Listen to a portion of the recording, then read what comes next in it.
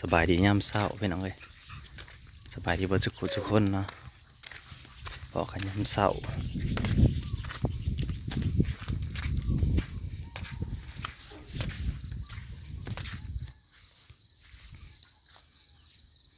หุงเข้ากันได้ใกล้ชิชุกแล้วเบิ่ง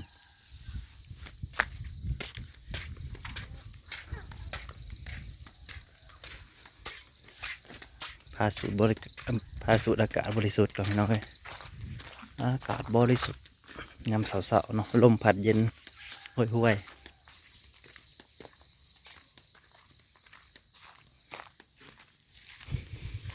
ตื่นมาเด็กหน่อยก็ซอยหดต้นไม้ไก่ก็ยังปล่อยบ่ได้อยู่เพราะว่าหน้าเขายังบ่ทันแล้ว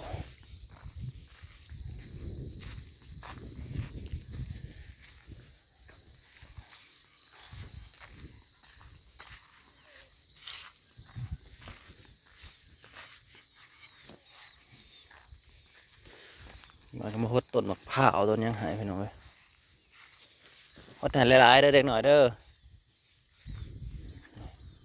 ต้นมะพร้าวใช่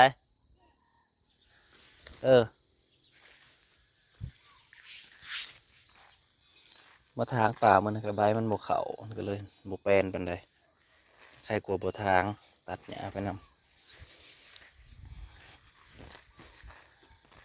มันเล็กน้อยไปเลย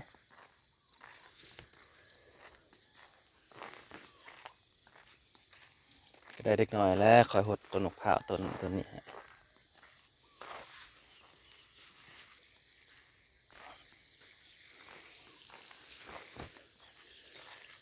หดขาเลยนะหัวขาหกนาวก็เป็นโบราณไปได้ประมาณ10 หน่วย10 กว่าหน่วยแหละท่านใส่พุ่นใช่ไหมหน้าก็ได้ท่านให้แล้วเขาซะก่อนให้มีเวลาเอาพุ่นมาใส่ก่อน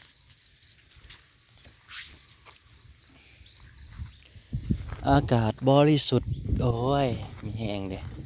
ลมพัดวีมาพี่น้องเลยดูมีแห้งสูดอากาศบริสุทธิ์เลยมันแบบว่ามันโล่งปอดขนาดเลย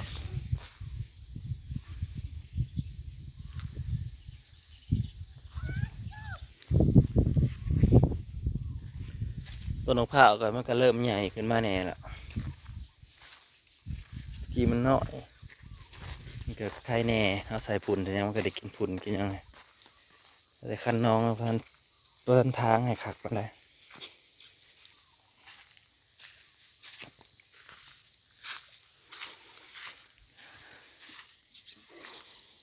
โอ้ต้นดอกม่วงต้นนี้ก็เป็นใบแตกขึ้นมาเป็นแล้วล่ะแตกขึ้นแล้วนั่นนี่พูดว่าต้นดอกม่วงยังเบิ่งคือต้นดอกม่วงมันเป็นโอ้หมูไอ้เปิดใบใหญ่ๆต้นมะพร้าวนี่ก็งามมีเลยพี่น้อง2 ต้น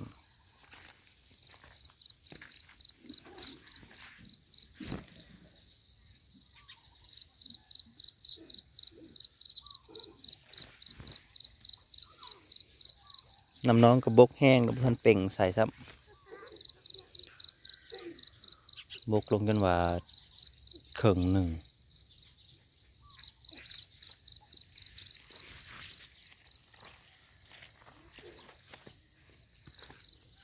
ต้นมะม่วง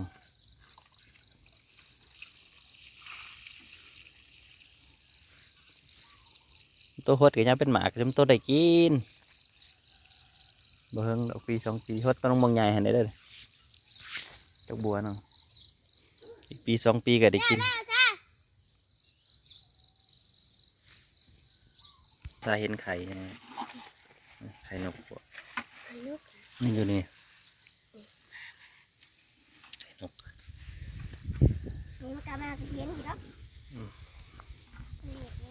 ก็ชิ้นใหญ่เติบอยู่แม่มันนะไข่ทำนี้ก็ได้ไข่นกเขาบอกเขาก็ยังรออยู่พี่น้องยังวันซุกเขาก็ได้ยังรอต่อไปปลาก็บ่ได้ไปเบิ่งครับบ่ได้อยู่ลายมือเลยวันไปเบิ่งปลาเลย นี่ก็จะเป็นต้นองมงแอปเปิลเนาะเบิ่งมงแอปเปิลประมาณนี้นะแอปเปิล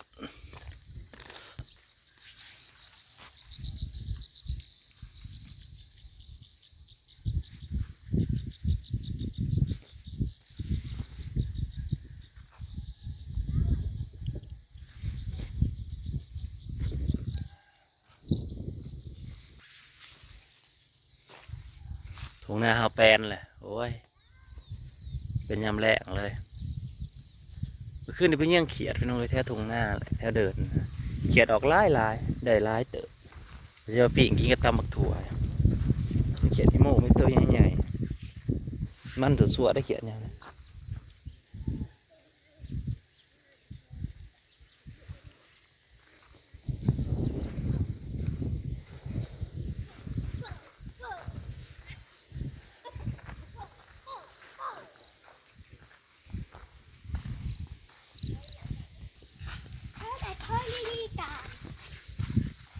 ถ้าทำมัดผม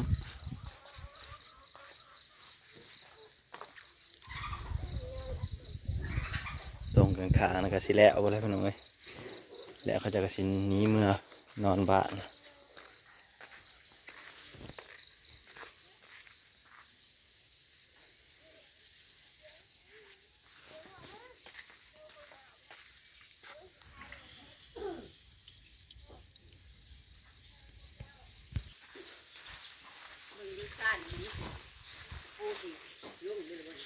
ฮะซาน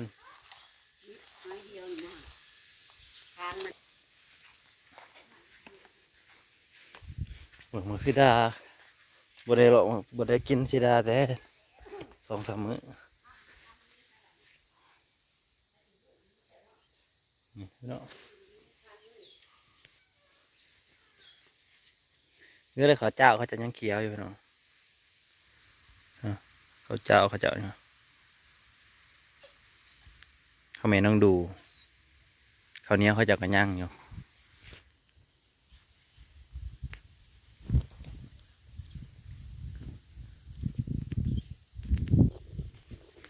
พายุก็คือมืดคืบใหม่เลยคิดว่าชีวิตยังบวิตอยู่พายุก็ได้เป็นอะไรคือมืดคืบใหม่เนาะรู้มืดคืบใหม่ละ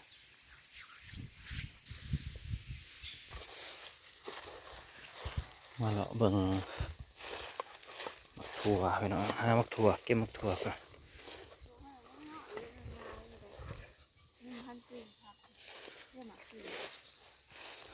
ถั่วปีนี่ครับเห็นในมาแล้วมาปลูกไว้เฉยๆขนาดพอตำขนาดพอตำแล้วอย่างน้อยมักถั่วนี่มันต้องตึงๆใหญ่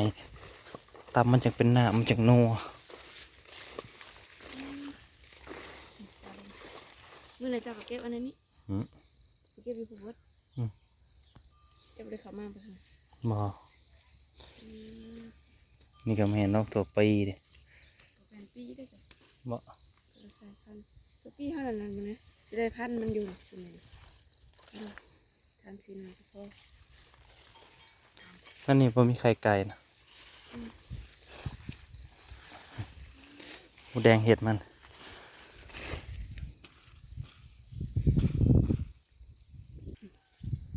กระดาษเลยเนาะหมูแดงเห็ดแล้วก็ได้ล้างสะอาด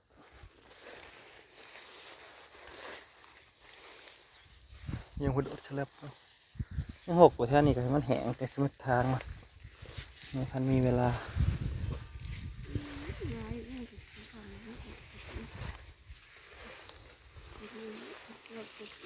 หมูแดงเห็ดมัดแถวนี้หมูแดงขึ้นมาแล้วมันมองงามโอ้เขาเนี่ย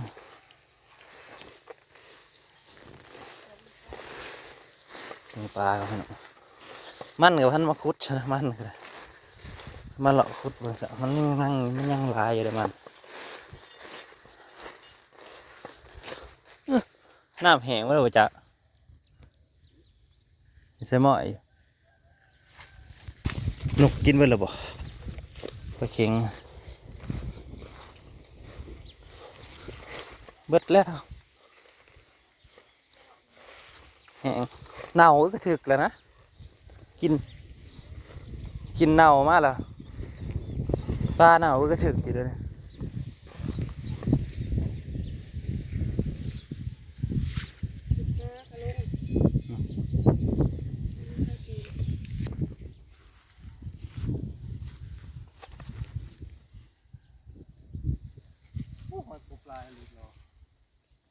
แม่นกินเหนามันอยู่ในหูเหรอปะจ๊ะ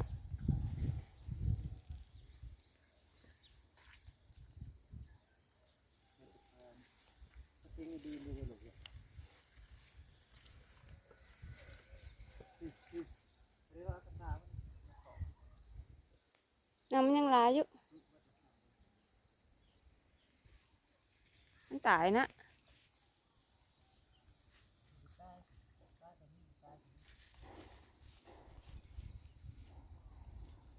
มันโดนไปหายแล้ว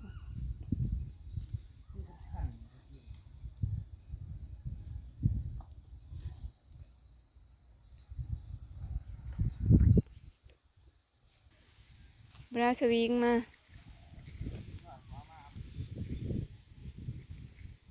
ไปส่งให้เราหน่อยเอาไปส่งให้เราซื้อเกลือบุดมาอยู่บ่ลุยโลดมาแล้วจะเมื่อละเอาเพียงไว้กับให้เรามาเอาเอง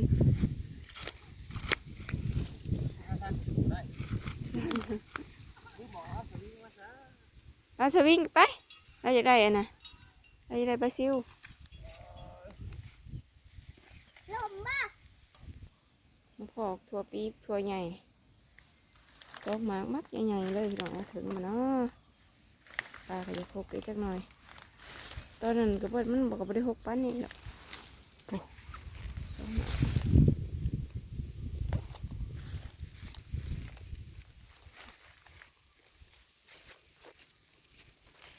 หรือว่าเอาไว้เห็ดแนวพันธุ์มั้งเนาะเอาละอะไรกันเอาไว้ไหมสูง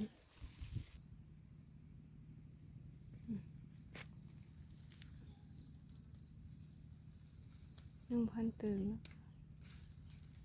เอาไปโหลด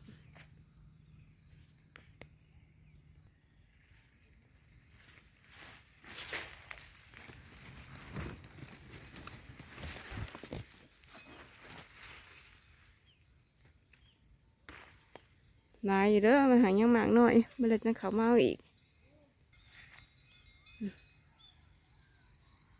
พอดีตามเลยพี่น้องหลายเติบนั่งสิเก็บไปดูถามให้คุณน้ำขอกันใหม่เด้อพี่น้องเด้อขอบคุณหลายๆที่มาเบิกมาชมปลามันหก